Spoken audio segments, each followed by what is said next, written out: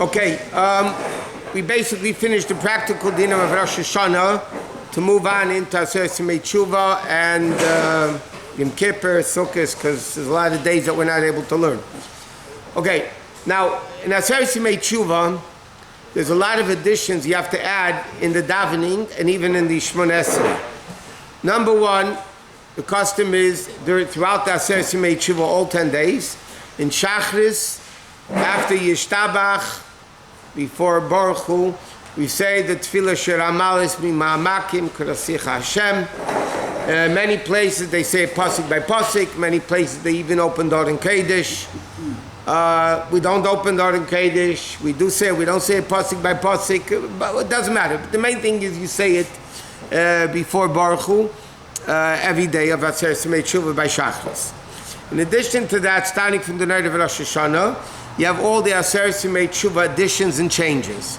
You have Zochreinu L'Chaim, Michamecha, Hamelech HaKodesh, Hamelech HaMishpat, Chsev L'Chaim Tevim, Sefer Chaim, Oisa HaSholem B'Mreimov. These are all additions and changes that we had for Aseret Yemei Tshuva. The only one that would necessitate repeating the Shmoneh Esrei is if you made a mistake and said Hakel HaKodesh instead of Hamelech HaKodesh. In Shmoneh Esrei you have to say Baruch Atah Hashem Hamelech HaKodesh. If by mistake you said Hakel HaKodesh, so if you reminded yourself instantaneously, you just say Hamelech HaKodesh and you can continue. Once you said the word Atah, even if it's within what's called Teich Dibur, even if it's within the amount of time it takes the 3 words Shalom Aleichem Rabbi, but you started the next bracha, then you have to go back to the beginning of the Shmoneh Esrei, beginning of the Amidah.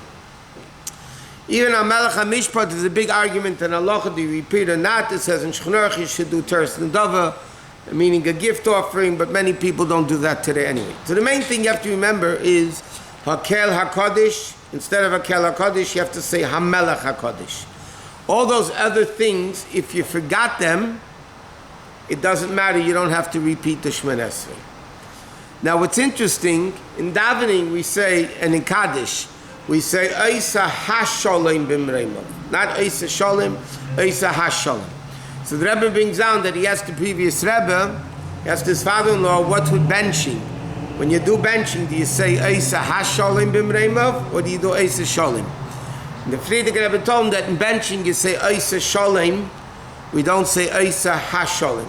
So only in davening and Kaddish do we say Oisa HaSholem, but in benching, in Bechas Hamazon, we say Oisa Sholem B'Mreimov. What does hey signify?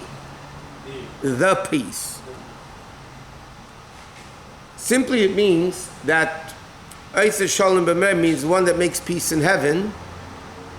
Yaseh Shalom Aleinu should make peace upon us. And the Medrash says, what does that mean? That just like there's 2 malachim, there's Gavriel and Michal, or Michal and Gavriel. One is Mayim, one is Eish, one is Chesed, one is Gvura. So normally, fire and water are at odds. Chesed and Gvura are at odds. But in Shemayim, Hashem makes peace between Michal and Gavriel.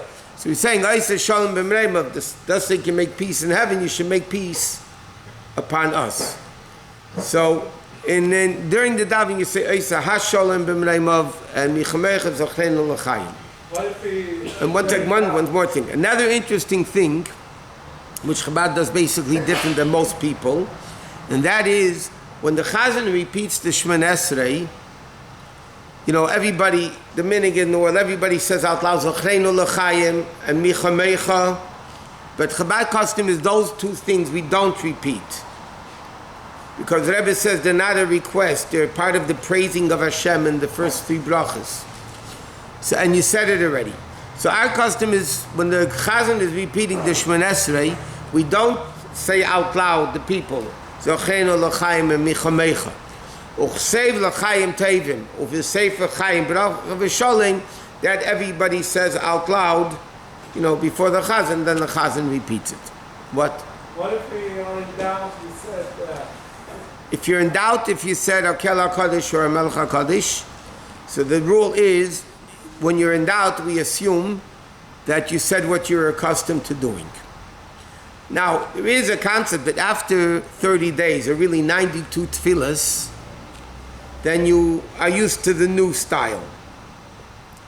But you can't, even if somebody would practice Baruch Atah Hashem HaMelech HaKodesh 92 times, we still assume he said the wrong thing. Why? You can't say Baruch Atah Hashem the real way. It's saying Hashem's name in vain. So somebody would practice Baruch Atah Hashem HaMelech HaKodesh, Baruch Atah Hashem HaMelech HaKodesh 92 times, but when he says Hashem the real way, he's still going to forget. So therefore here it's not going to help getting used to it and practicing it, because again, I can't say Hashem's name in vain, and then when you're going to say the bracha the real way, you're going to make a mess and do it the wrong way anyway. So we assume we didn't say it. If you're in doubt, you have to repeat the Shemoneh Esrei. If you reminded yourself in the middle of Shemoneh Esrei, you have to go back to the beginning. You can't go back to Atar Kodesh, because the first 3 brachas of Shemoneh Esrei are one. So even though it's in the bracha of Atar Kodesh, you can't go back to Atar Kodesh, because the first 3 brachas are one bracha, so you have to go back to the beginning. What happens to the Tefillah Nedava? You just said half a... Tefillas Nedava means just like the people were able to bring gift sacrifices, davening is instead of the korbanos, the morning and evening, and Ma'ariv for the burning of the limbs. So a person in the time of the Beis HaMikdash, not Shabbos and Yom Tov, you do tefillah, you could bring a korban as a gift. So therefore in Halacha there's a concept what's called Teres Nedava. You could do it as a gift tefillah. Technically, if I, in the middle of the day, want to daven a Shemoneh Esrei, it's Teres Nedava. I can do that. I could do a but in Halacha it says today we don't do that. Why? Because Tefillas Nedava, you have to concentrate on every single word. If not, it's going to be brachas levatolis. So you have to have kavanah in every word.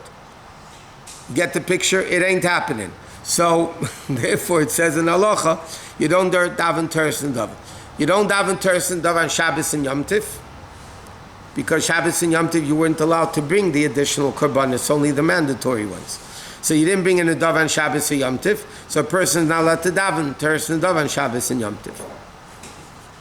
In fact, there are opinions in contemporary poskim that what happens if you have a minyan that's rushed.